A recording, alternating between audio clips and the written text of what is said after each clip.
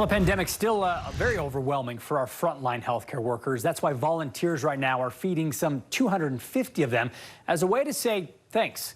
News specialist Mike Anderson is there live to explain how it all came together, how organizers are hoping to reach out to workers across the Wasatch Front. Mike.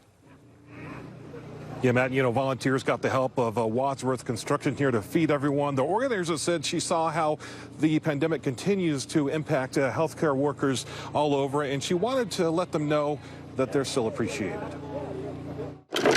As some volunteers set up the food, Tracy Ellis works to fill over a couple hundred thank you bags. Luckily, we've got like an hour, right? All to send a message. To our healthcare heroes, your sacrifices are unmeasurable. Heartfelt words today. We know the circumstances you all face are unfair. To let frontline healthcare workers know that people still care. It's just hard to emotionally, mentally, and physically be there, and then have to come home and try not to bring it home. Liz Barnes is Ellis's sister-in-law and in some way her inspiration for this project. I see that this has been stressful for her, and I'm glad that this means a lot to her.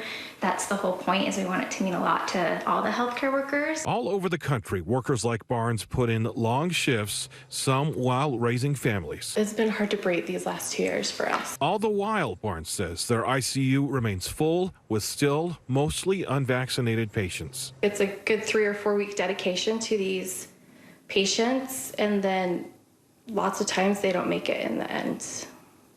And so that's been really hard. And while healthcare workers saw a lot of thanks early on, it doesn't happen as often now, making events like this so important. For me, it's also given me hope. And that's the name of the organization, helping our providers endure. We will forever be indebted to you all, and can't wait for the day you get to take a breath.